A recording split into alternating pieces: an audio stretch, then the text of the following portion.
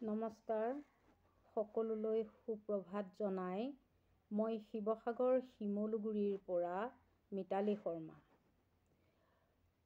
সুদূৰ কৰ্ণাটকৰ মহীশূৰৰ অসমীয়া ভাষা সাহিত্য চৰ্চাৰ মঞ্চত পোহৰ জোনাকিলৈ মোৰ হিয়া ভৰা শুভকামনা যাচিলোঁ।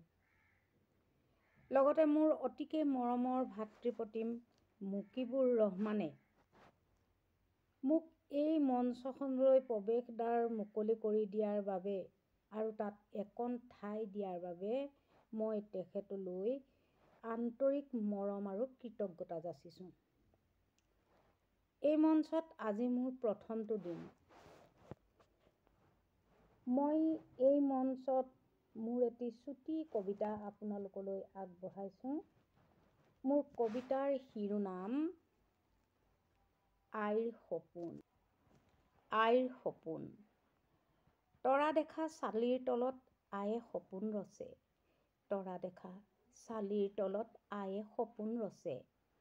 পিতাই গাত ঘাম শুহিব নোৱাৰা এটা চালনীহেন বনিয়ন। আই সপোনত সাৰ পানী যোগায় পিতায়ে। পিতায়ে পাহৰে দুখ ভাগৰ। আয়ে আঁচলৰ আঁৰতে সফল জীৱনৰ পাঠ শিকায় মোক। আয়ে আঁচলৰ আঁৰতে সফল জীৱনৰ পাঠ শিকায় মোক।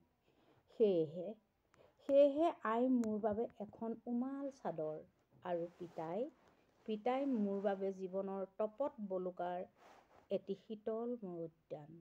পিতাই মোৰ বাবে জীৱনৰ তপত বলুকাৰ এটি শীতল মোৰ উদ্যান। ধন্যবাদ।